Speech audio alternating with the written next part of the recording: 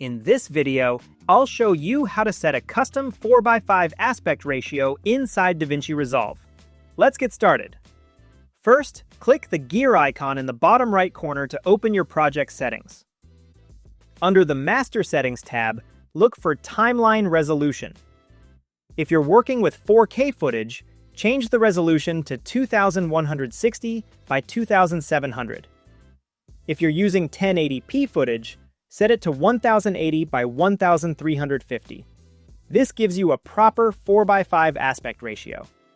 Next, open the Image Scaling section in the left-hand menu.